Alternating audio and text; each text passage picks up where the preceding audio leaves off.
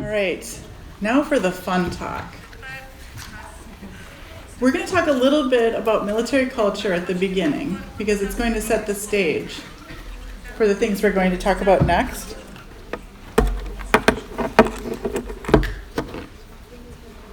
But we're going to be spending more time in this talk in the unconscious. So fasten your seatbelts and hold on. So we're going to talk about transference and countertransference in the therapist-soldier dyad.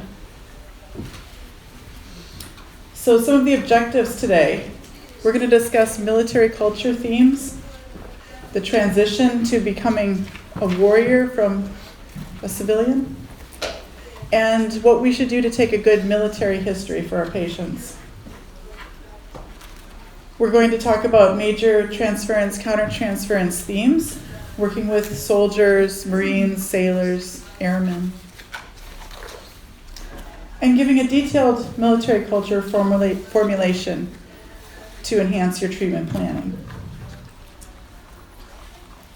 We're going to look for monitoring for what we call landmines, or places that the therapy can go badly in the treatment alliance to improve communication, and tools for monitoring and counteracting what I call hot zones, working with soldiers.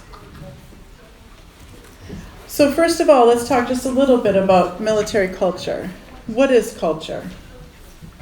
Culture is a set of shared attitudes, values, goals, and customs, ideals and social behavior of some organization or society.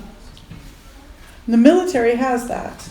They have their own language, dress and customs, their own values, beliefs, morals, laws, and traditions. Regardless of wherever your upbringing is, you can be culturized in the military. This will change the soldier. Some of the shared values and experiences of soldiers. So the things that are common amongst our service members. Even though their nationalities and religions may be different, they have a sense of sacrifice, that they're giving up something, maybe even their own life, for their nation, for their people. They have a sense of duty and honor, service, discipline and strength, teamwork. Some things can only be done as a team and no longer an individual. They belong to something, male or female, a brotherhood, sisterhood, being part of something greater than yourself. There can be stigma. No one wants to be the weak link in the chain. Your group is only as strong as the weakest member, so you don't want to be that one. The sense of having the mission always comes first, above the individual. And some coping strategies develop, like suppression of feelings, denial, stoicism, and a dark sense of humor, or what we call a gallows humor. I don't know if you've heard your patients talk like that, but they can have kind of a dark sense of humor. And same with our police and firemen and doctors. And a lot of them experience moral injury and betrayal at some point in their service. It's a pretty common theme. Not everybody. We take about, in general, 10% of our population. Now, Ukraine, I think it is much higher, right? Because this is a very extraordinary circumstance you're in. But in general, nations take about 10% of their population and say, you are the assigned protectors. You are the ones to stand guard. You are the ones to defend everyone else inside the fortress. And how do you create a warrior from a young man, sometimes young woman, to do this job, this very difficult job that may entail killing? So some of the things that happen as they go through their basic training, you reduce your sense of individuality. You become uniform. They cut your hair. You dress alike. You lose your name. You're called soldier. You're taught to follow orders immediately. When your sergeant says, get up, jump, you go, when do you want me to do that? You do it now, or you do push-ups, you get yelled at, all kinds of things that are trained over and over to be able to respond immediately, because that may be life-saving later. You learn cohesion in your unit. Your unit is everything. You're forced to be interdependent. There are tasks that you cannot do individually. You must work as a good group to succeed.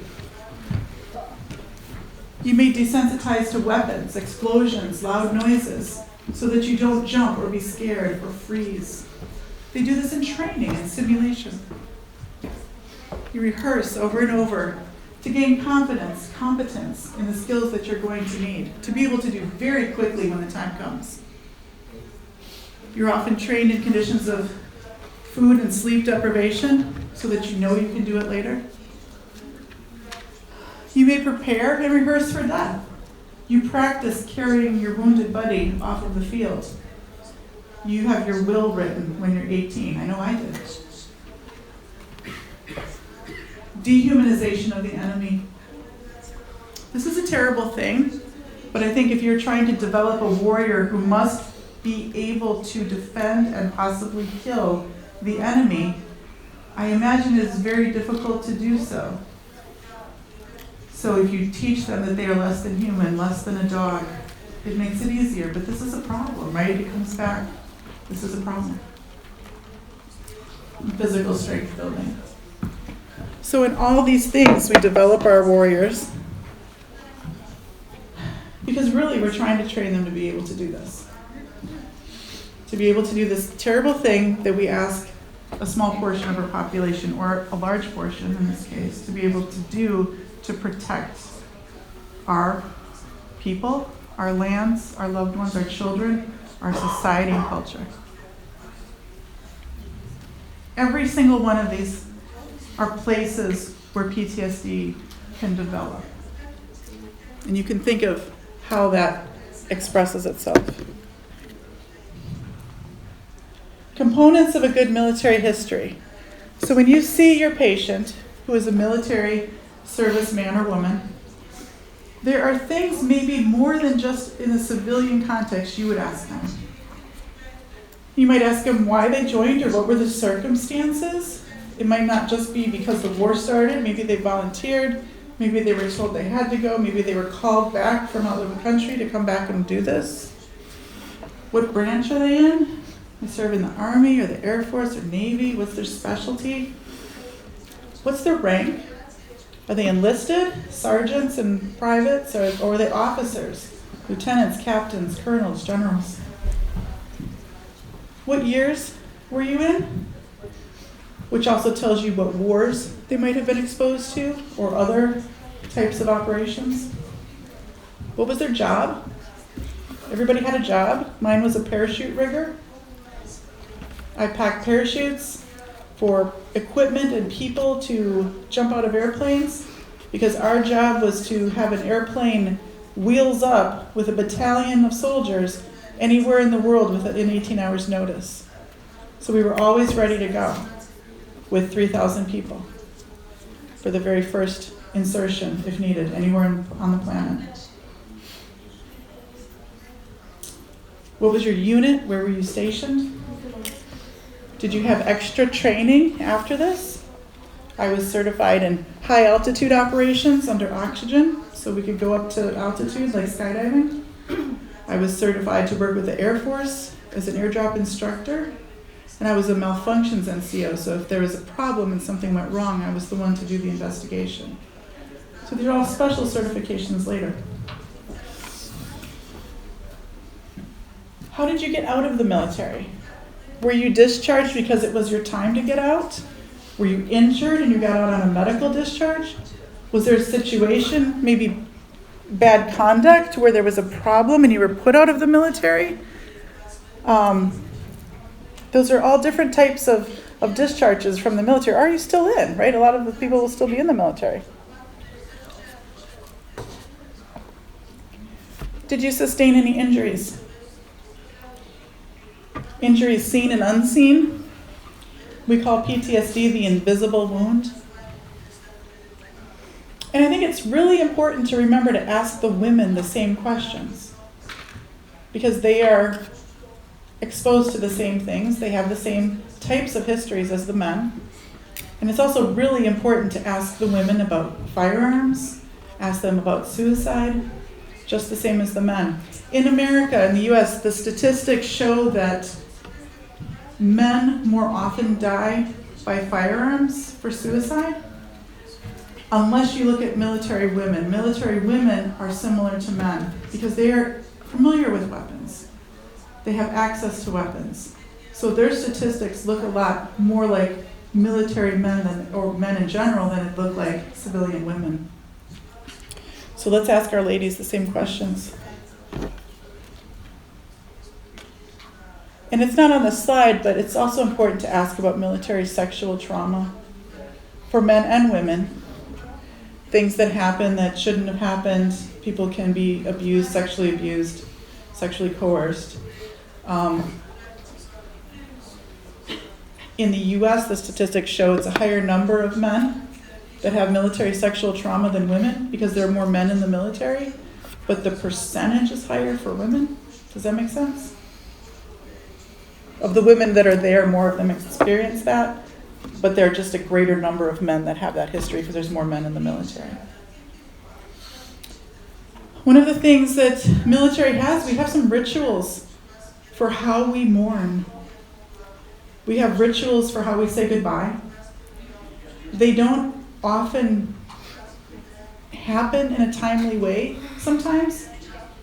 It may be important that the mission goes on and we don't get to have this resolution. But there are things like the battlefield cross, which is the rifle with the helmet and the boots and the dog tags hanging, that symbolizes a gravestone of the soldier's equipment. It's a makeshift headstone. Things like the last roll call, where you call out every member in the unit, and then the missing one you call out and silence. That still chokes me up a little. I've heard it too many times. The missing man formation of aircrafts flying overhead and one peels away or one is missing. The gun salutes. The flag-draped coffin. All ways that we mourn. I mean, funerals are for the living, to process the death. And this processing often doesn't happen with our service member because of other situations getting in the way of that. But it's important to remember, sometimes, even 40 years later, what I do in therapy is grief processing of something that occurred a long time ago that they never had a chance to do. If you see this tattoo, it says, "Only the dead have seen the end of war." He's committed to that tattoo. So there was a Polish mercenary, 1967, Rafał Ganowicz. And he was a military man, became a mercenary. He went after communists in Poland, became quite famous. And a news reporter asked him, "Mr. Ganowicz, what does it feel like to take a human life?" And he answered, "I wouldn't know. I've only ever killed communists." But do you see how we dehumanize the enemy? So the mind has lots of tricks to protect itself from doing things that are awful things, but sometimes nations find to be necessary. So let's talk a little bit about the transference and counter-transference. So I think you are mostly familiar with Freud's topographical model, the iceberg, right? Of the id, ego, and superego. Does that look familiar to most of you? Okay. Okay. So we are going to spend most of our time now, for the rest of this hour, in the unconscious. So we're going to scuba dive down here, and we are going to think of things about the superego, the sense of moral imperatives, the conscious, the ego ideal. that strict standard that we should abide by, but we often don't. We're going to think about the id. We're going to think about wish fulfillment and pleasure. We're going to think about fear, the drives. We're going to think about thanatos, or the fear of death. Greed. So you can say you actually saw a talk with mermaids and kraken. This is it. So, Sigmund Freud described transference by the term Übertragung, which meant transmission or relay. This is an unconscious redirection. So for the rest of this time, we're going to be unconscious. The unconscious redirection of feelings toward a first person, the archetype, onto a second person. And in his writings, we're talking about the therapist. So the patient has an idea in his mind of the archetype and transfers it onto the therapist, which repeats unresolved conflicts. It's often disproportionate to the reality of what's occurring. It feels strange to the therapist. It can be complementary, where it's like, feels like it fits the situation, or concordant. I'll talk about that a little bit more. And Freud in this picture is observing an object, which seems about like what Freud would do. But he says, transference exceeds in both amount and nature anything that could be justified on sensible or rational grounds. Whether affectionate or hostile, seemed in every case to constitute the greatest threat to treatment, becomes its best tool. So we're going to talk about how to use that tool. So you think of transference or the projection, right? We can use that fairly synonymously. The patient may project feelings toward their father, mother, spouse, child, lover, comrade, commander, enemy, onto you, the therapist, in treatment. So we're going to be watching for this. There is something that happens then in the therapist called the counter-transference. This is where we resonate with the patient and we vibrate at that frequency and we have a response that we feel. And it often feels like, that doesn't feel like me. Why am I so emotional at this moment? Because they have made us respond in a way to their transference. So there are a couple descriptions of this. The narrow view, mainly put forth by Freud, was that the therapist has a counter-transference because the therapist has unresolved conflicts. And we need to fix that. But a more modern view is that the counter-transference is a joint creation with the patient. That it is like almost like a piece of art that we create together between us. And it's useful to reveal patterns of how the patient relates in their external world. And we practice it in the therapy room. And maybe we can modify and change it so that the behavior outward in their external world changes. I like to think of this as 4-channel monitoring. Sometimes people say, oh, you're a psychiatrist. You just sit and listen all day. How hard is that? But I'm always listening for 4 things.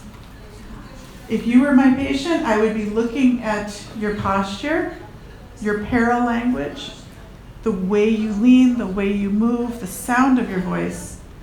That's 1 channel. I would be listening to the actual words you say and their literal meanings.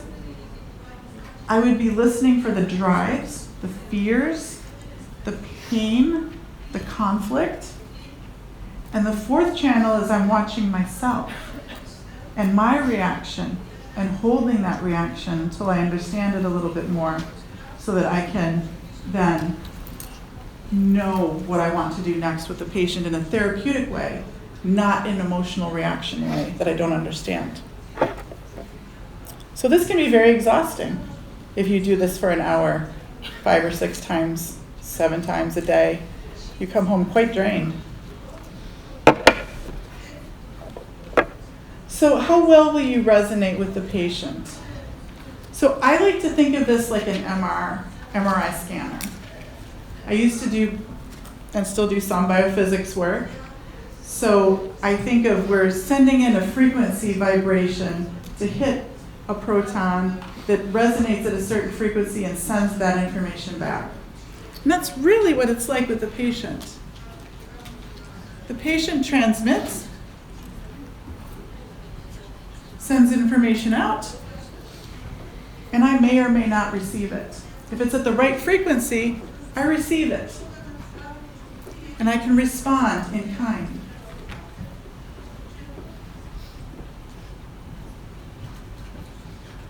Common transference themes that you will hear, and these are general, these aren't necessarily for the military, but I want you to just think about these common ones. There's something called the golden fantasy.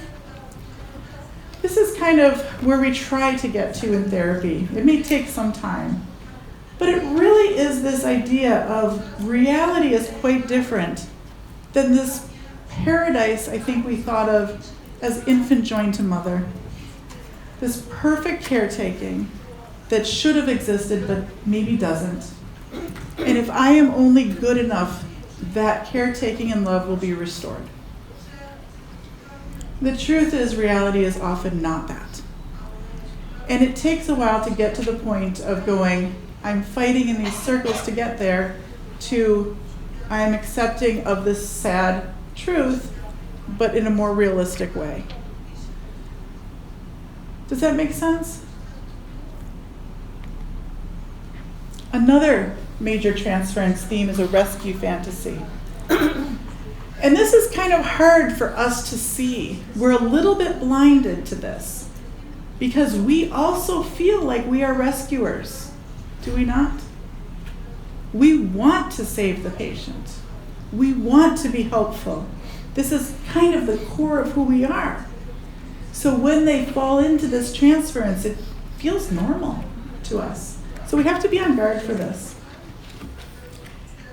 When this is in transference and it is not fulfilled, it can lead to a lot of anger and rupture in the therapy. And there's like a bored or sleepy transference. If you find yourself really tired and like, the patient's talking and it just drones on and on, it's important to ask yourself, why is this patient so boring to me today, right now? Because it may be a defense to anesthetize the therapist, to drone the therapist into sleep, to control the therapist, or to annihilate the therapist by literally boring you to death. So it's something to be mindful of. Sometimes we're just tired, but sometimes it's more. Erotic fantasies. This could be starting as a rescue fantasy, but turns into more sexual attraction. Seek supervision. This is a dangerous place to be. Incapacitating transference. This is one that overwhelms the therapy. It colonizes the therapist with the patient's emotions. This could be anger, threats, overt sexuality. You can't think. You go from the observing ego watching what's happening to being inside yourself, protecting yourself and defending. The therapy cannot proceed. You must step back from this and regain some sense of self. So this is dangerous, and this might be the time to say, it doesn't seem that we can proceed right now like this. I think we need to stop and take a break and step out. It is very worth coming back to later to understand better, but in the moment it can be dangerous to the psyche. So how to contain these transference reactions when they happen? The term containment, I think of sometimes that I am just a big liver sitting in a chair. That my job is to metabolize the toxins that come in and send them out in a safe way.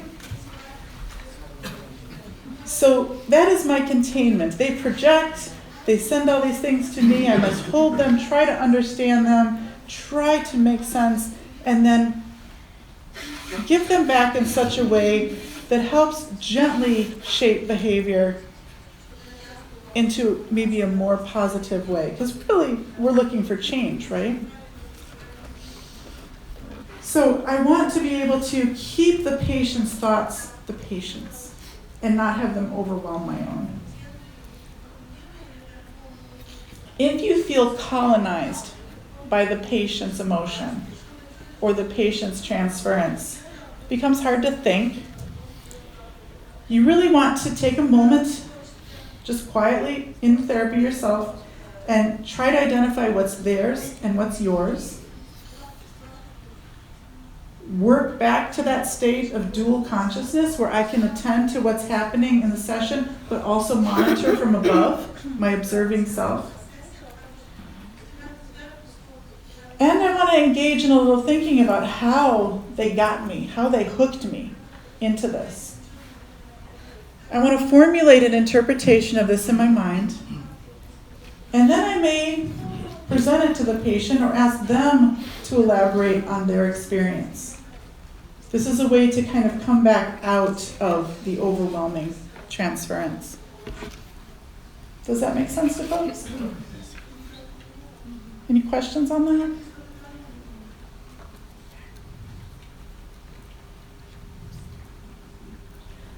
I think for the sake of time, we'll do it. So this is a little film I want you to see. So let's think about the catastrophic transference, the transference that shatters the relationship, because we want to avoid this. And this is how I think of it. I'm going to start playing this. Oksana, if you're able to interpret the audio for everybody, that would be great. I want you to think about what stresses are at play, what supports are at play, where the supports fail, when you get to the point of no return, and any innocent bystanders that may be involved, which can happen, and what the resolution is. So this is actually about a bridge, but I think it's a really good demonstration of what can happen in therapy when things go badly. When there is overt sexuality and you get into trouble with a patient, or you step across boundaries and lines. Let's see if this goes.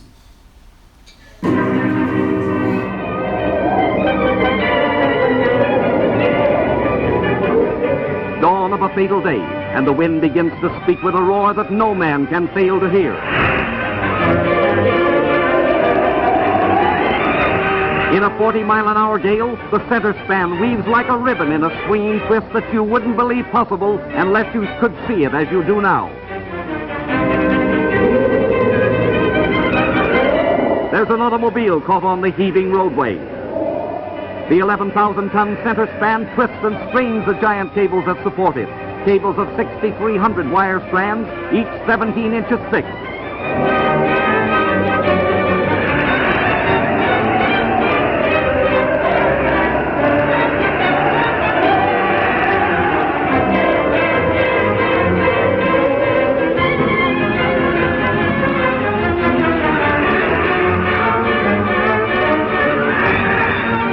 Back out of the danger zone, all stricken spectators are driven to safety as the bridge gyrates like a nightmare high above the river, twisting, turning, curling.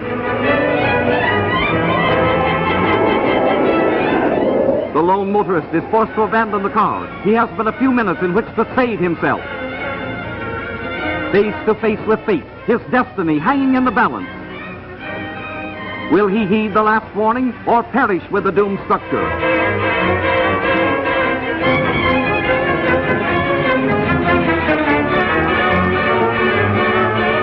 But he saves himself by seconds.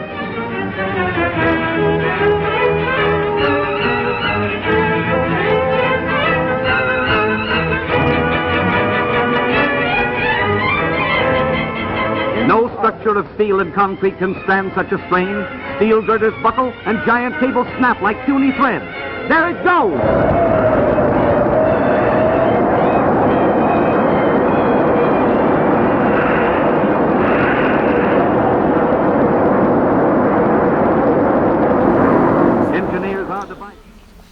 So that was the Tacoma Narrows Bridge in Washington State in the U.S. They built this in the 40s, and when the wind blew a certain way, the resonance was perfect to start it twisting. And people thought this was very interesting, and they would bring their picnic baskets and come out and watch this on a Sunday afternoon. And then finally one day, it got catastrophic and ruptured. But I think of that like the therapy. Sometimes that can happen. We have to be very cautious with ourselves and cautious with our patients to avoid those kind of things. Okay. Thought we had a translated one of these. Okay.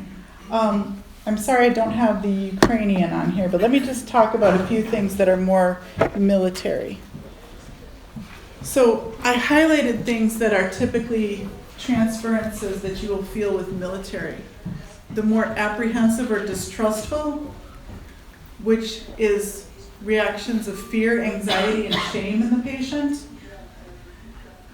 And we want to look for past themes of trust, courage, or where courage failed. These are very common with our warriors. An aggressive transference, a lot of them have to be aggressive in their field, in their work. Emotional reactions like anger, hate, or fear that come up in the therapy. This could be rage, blaming you, or threatening you. And you want to look for past themes of trust and where trust was broken, betrayal. Other themes that come up very commonly are suspiciousness. They might feel angry, fearful. The patient may feel threatened here. And they withdraw or become indirectly aggressive. They might talk about you behind your back or make posts online about you, things like that.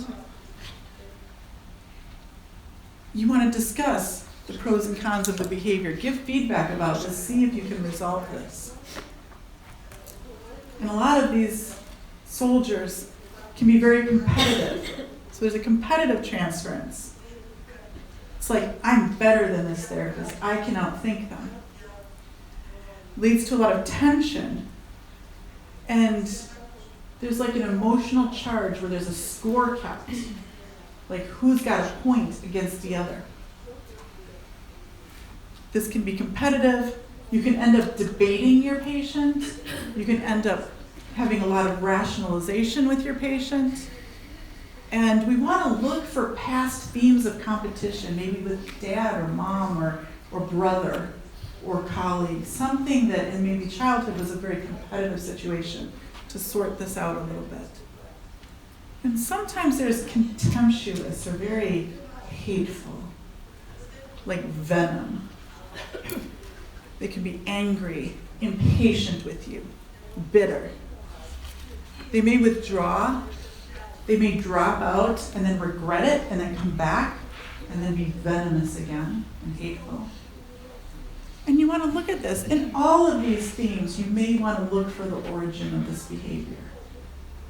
But the first thing is to be aware of it, right? It's very hard to see something if we don't know to look for it. So that's why I bring these things up today. Because you might, if you think about the military men and women that you have worked with and the veterans you have worked with, can you envision a patient that had this response with you? Any of these? Has anybody had a patient that had this kind of tone or reaction with them? Yes. Yeah. So you'll see this.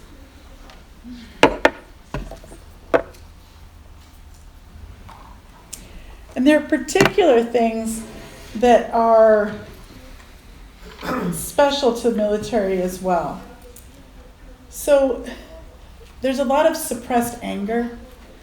There's a lot of situations that the military has to stand up, be at attention, follow orders, and do with military procedure.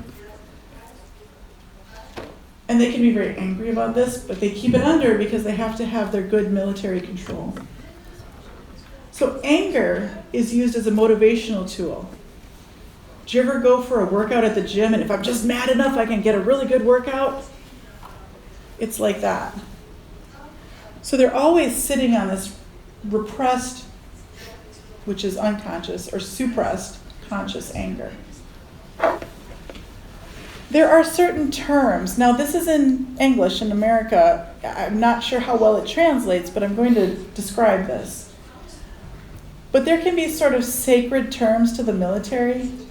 Like if you say to them something about duty or honor, or even, I've got your back, I'll cover your back.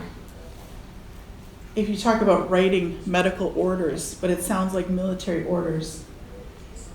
There can be a sense with the military that you haven't earned the right to use those words with them, that you are not part of their elite group. So I just want you to be aware of that can sometimes sting the military patient. It's like they had to fight really hard to be in that club, and you're using their language, and why should you? What right do you have? Sometimes you might see that come out. And then isolation and stoicism. We talked about isolation being the kiss of death. They can be lonely, they can be jealous, they can lose connection. So just be aware that that's something that is a theme that can come up. And deaths. How do you experience deaths? We had a soldier at the hospital in the United States who survived Afghanistan, came home for 6 months, started drinking, and then came to the hospital, and in unusual circumstances, we don't quite know why, he died in the hospital. 23 years old, had a seizure. We don't know if it was from the medications. We don't know if he took a substance he shouldn't have because we found out there was contraband on the unit. We're not really sure what happened, but he died.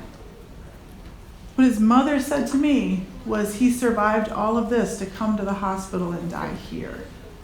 What a betrayal, right? So how do we process this death? Now, I used to be a sergeant, and he was a private. And while I was the resident doctor, he felt very close to me as a fellow soldier. He actually looked like someone who used to be in my squad. So I had a very positive counter-transference to him already. And he said he trusted me, but yet this happened. Now I felt this as friendly fire when we accidentally kill our own, which is like the worst thing you can do in the military. So my response to this was, it really tore me up for a while. But I had to understand it from the doctor's point of view, but I had to understand what I was feeling it was from the sergeant's point of view. That it was the affinity I had as the sergeant that was at play in the unconscious. Thank you for your service. Has anyone said that to the military or the vets? Is that a phrase that we use over here? Thank you for your service? Yeah. So it's a positive thing, right? You're appreciating them. You want to let them know you appreciate what they're doing. You're grateful. But sometimes it can be met unconsciously with, you don't even know what you're thanking me for. You're just thanking me because you don't have to do it. Or your son doesn't have to do it. You don't even understand that you're thanking me that I have my friend's bones in my body because he exploded next to me. And I'm going to carry that for the rest of my life. You don't even know you're thanking me for that. So sometimes service members hear that and they kind of bristle. Their hair goes up on the back of their neck and they're kind of, I don't like that. So I asked my colleagues, just informal survey, but I asked my colleagues who were military who were also psychiatrists or psychologists. And I said, how do you respond when someone says thank you for your service? And I realized none of us said, you're welcome. we all had something else to say that didn't quite accept the thanks. I said, I really appreciate that you said that. But it doesn't mean I really accepted it. And I first thought of this because I was in the hardware store, and my daughter was with me, and she was quite young. And someone said, thank you for your service, as we were checking out, and I had my military discount. And I said this, I appreciate you saying that. And my daughter pulls my pants leg and says, Mama, why didn't you just say you're welcome?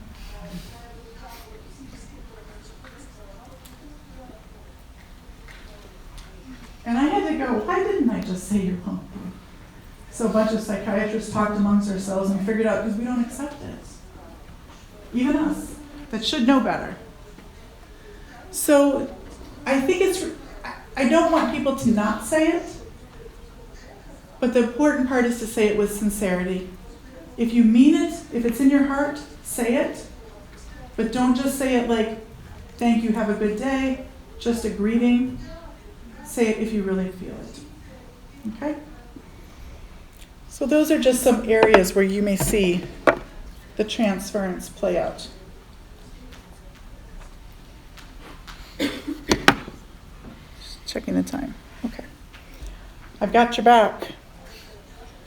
I'll cover your back. That's the phrase used here, right? Okay. If I am going to a meeting with you, and I'm running late, and I say, tell them I'm going to be late. I have to run to the bathroom. And you go, I got your back. Right? You're going to take care and tell the boss, oh, she had to do something. She'll be right here. So we say it in a way that's kind of an easy thing to do. But if we think about, I've got your back, I want to borrow Dr. Berzuk. I want you to be a Roman soldier. And I want you to face that way. And you and I are best buddies. And you have your sword, and you have your shield in the other hand, and you and I together are going to fight whatever comes at us. I literally have your back. If you get killed, it's because the sword went through me first, and vice versa. You die, I die. That's where that comes from. So to hear it in a military context, it really means that much. So to hear that phrase, I've got your back, it's fine to use. But just remember how the military hear it. They hear it with different ears.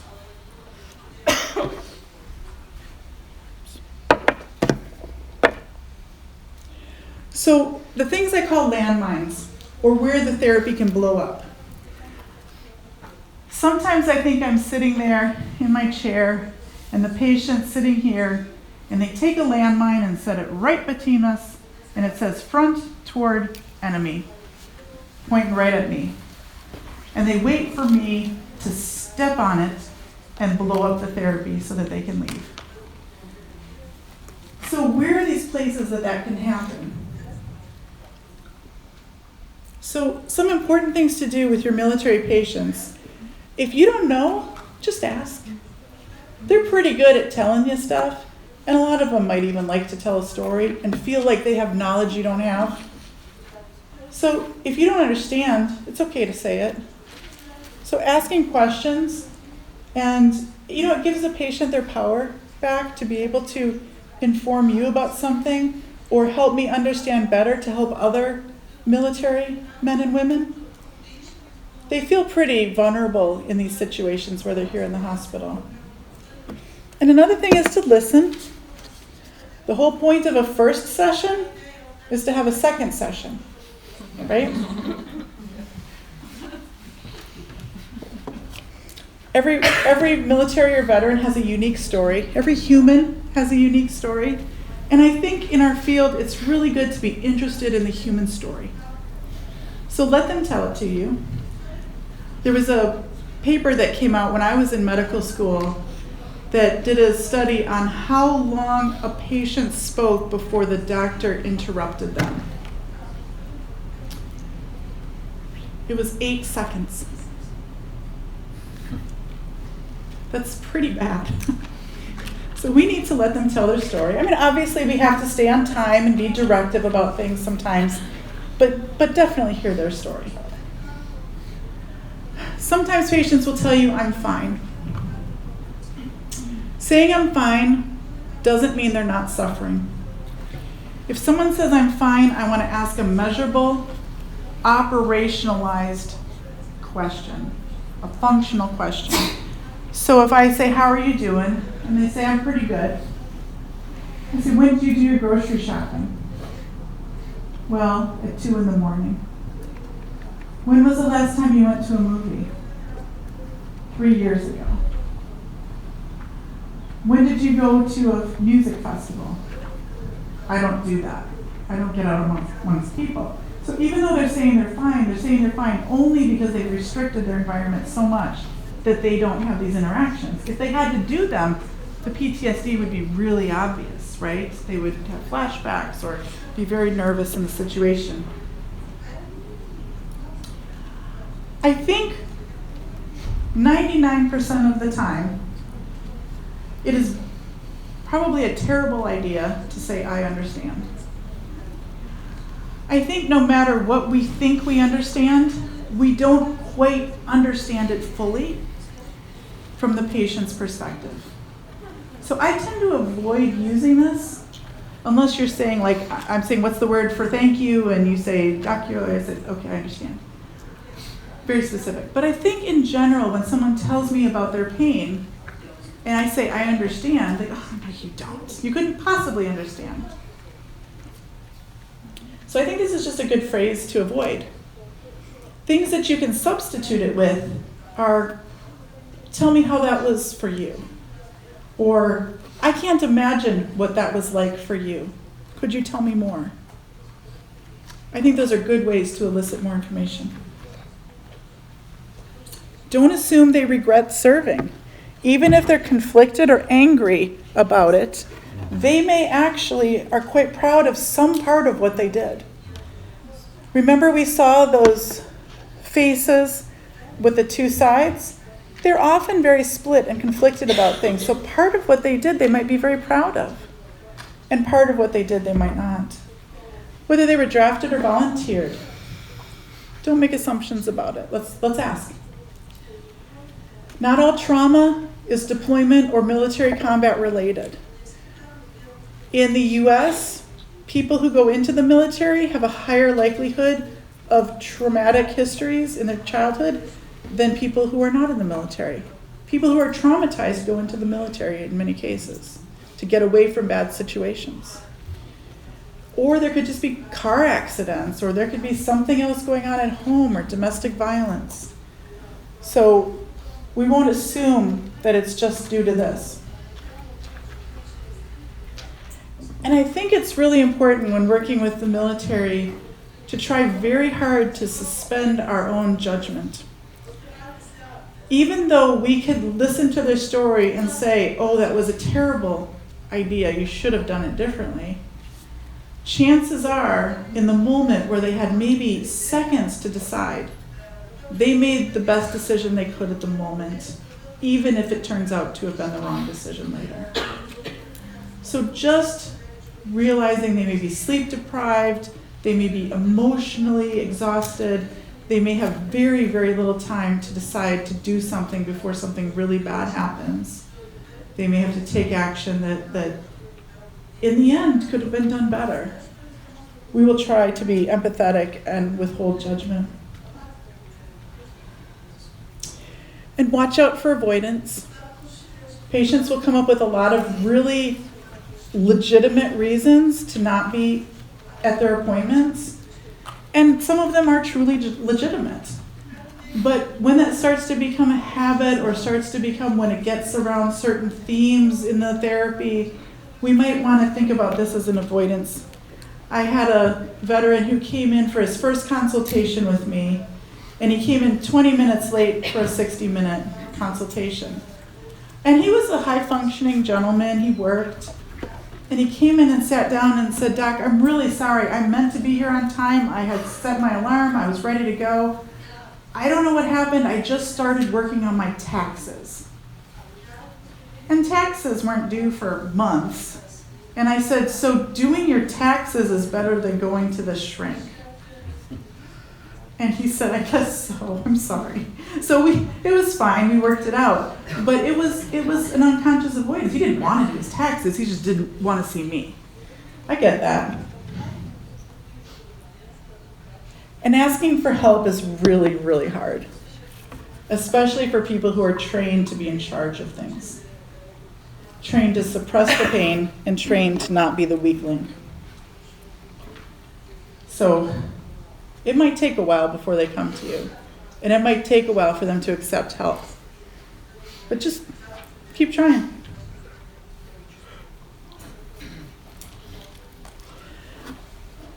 When you are noticing a counter-transference, now the patient transferred something onto me, and I am having a reaction back. One of the first things I notice for myself personally, if I'm caught in a counter-transference, is I realize, why did I do it that way? I never do it like that. For instance, I had an attending professor, a professor from Yale, come in as my patient when I was a resident. Now, she should have gone to a different clinic, but she came to the resident clinic, and I think there were lots of psychological reasons that happened. But she came to the resident clinic, and then she changed her appointment 3 times and demanded that it be at this certain hour. And when she walked in, I said, "Hi, I'm Shelley." And I went, why did I do that? I always introduced myself as Dr. Amy. Because she had already put this control thing of mother and strict and everything, and she was coming down on me and making all these demands. And as we did work, we worked together for a little while, and then she quit therapy. But as I realized this was her experience with her mother as well that was playing out with me and caught me in it. But I thought, why did I do it that way? So in managing countertransference, you're going to have an emotion probably first before a cognition. You're going to have a feeling before a thought. And the feeling is going to be disproportionate to the reality. Whatever is going on in the therapy, you're going to feel something greater than that. That's usually the first red flag. And it's important to ask yourself, why this and why now? There's something about now that's different. And you want to know, which of my hooks did it get to? Like my young gentleman who died, I felt like his sergeant. Like that got to me, right? And use the buddy system. Speak to a trusted colleague. Speak to a supervisor. If you have a concern about your feelings, if your feelings hang around for hours or days after an appointment and you just can't get it out of your head, speak to a supervisor that you trust, that you say, hey, I think I'm having a reaction to this patient. And you might even have your own psychotherapy. That can always be valuable. And we want to monitor the impulse to isolate, repress, and avoid, because we can be good at this too. We compartmentalize. And just keep in mind, we may be using gallows humor too. It's a mature defense mechanism. Sublimation and intellectualization are things we will do. But they're still defending something. So it's important to try to sort that out. Okay, questions on that?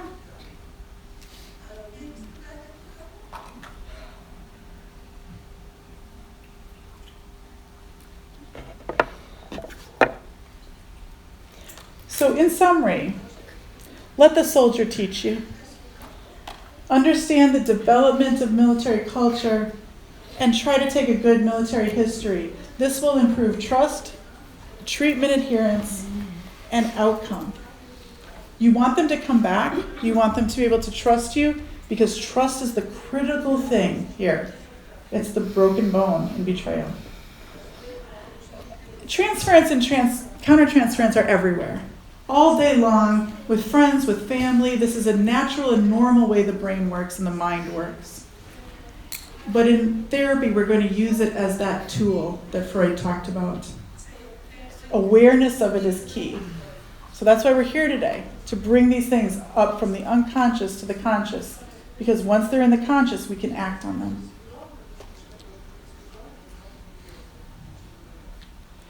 And moral injury from past trauma can lead to shame and guilt and betrayal, fear and anger that play out in these projections, right? We talked about the betrayer and the bystander and the victim and the rescuer.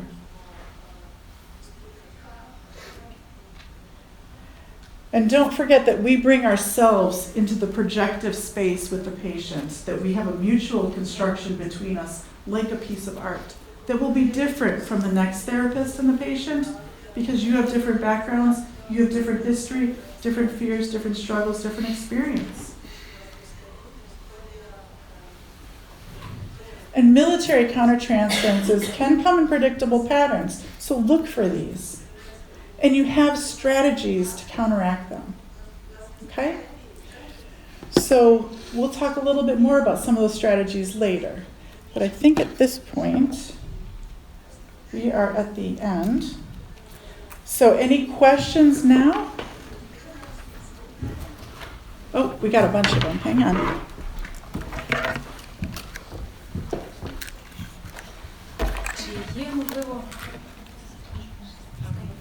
Чи є, можливо, якісь дослідження або з вашого власного досвіду?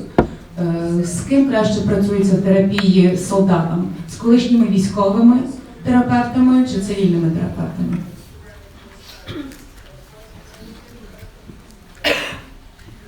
That's a really excellent question. So my opinion on this, and I'm not sure specifically if there's research, but my experience, and I work with a lot of military psychiatrists who have been military themselves. What we have found is that it is easier to start therapy with a military therapist, a therapist who also has that same background, because it is a hook that we can resonate early. But truly what I believe is that is limiting.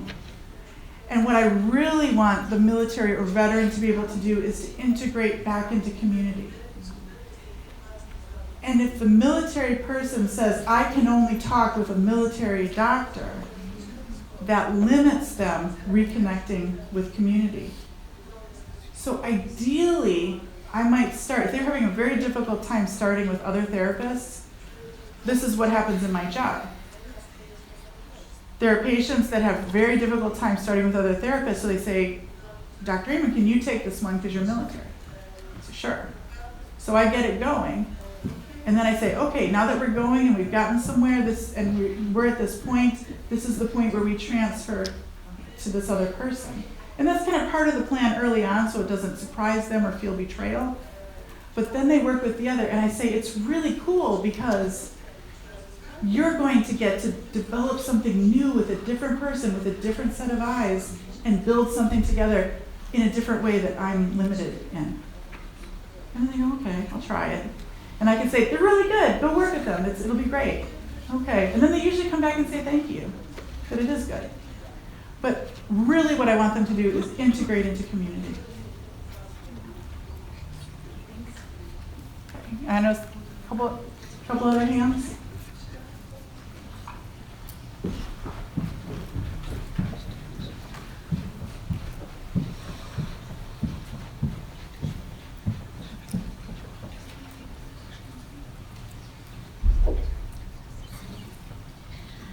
Доброго дня ще раз. У мене таке питання. Якщо вже вибудована ланка довіри саме з пацієнтом, але лікар, психотерапевт розуміє, що на даний момент він не може допомогти, тому що йде якийсь перенос, контрперенос пацієнта на лікаря, тобто можливо якогось вибудування ідеального простору, безпечного простору. Як зробити це безпечно, не травмуючи для ветерана?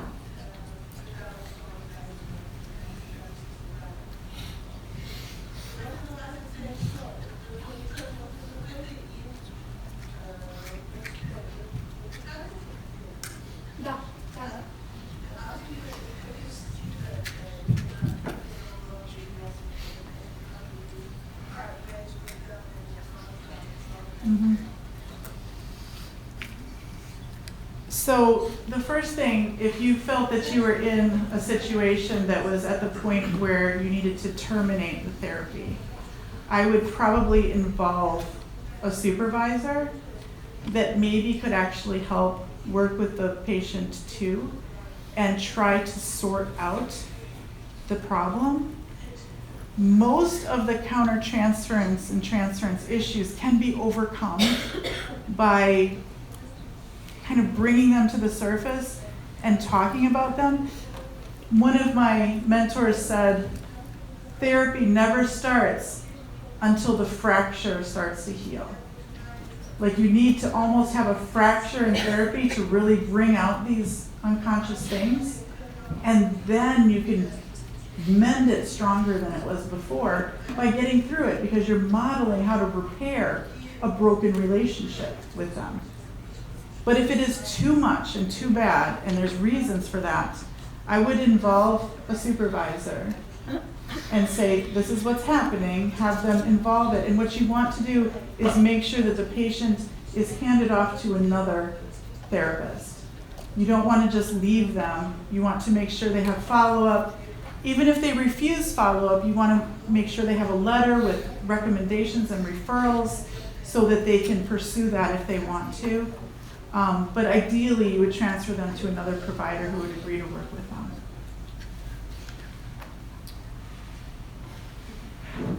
Something that Shirley, because she was talking about counter-transference, but I have that issue of the transference, because in the US also most of the psychotherapists at the VA now are young female working with male veterans. And so you have to be very aware of erotic transference in that process, especially when you have injured soldiers that feel impotent. So they want to make sure feeling empowered sometimes by ensuring that you fall in love with them, or they have this masculinity that overcome your, and this is like a very strong soldier with a young female therapist. And most, we have a crisis, we hardly have any male therapists. So one thing that you need to talk about this transference and address it, because it can really contaminate the power dynamic in the therapy process. And the soldiers can be handsome too. Ще одне запитання, якщо хтось має, то можете запитати, бо маємо час на одне запитання. Окей. Thank you very much, Shelley. Thank you for your kind attention.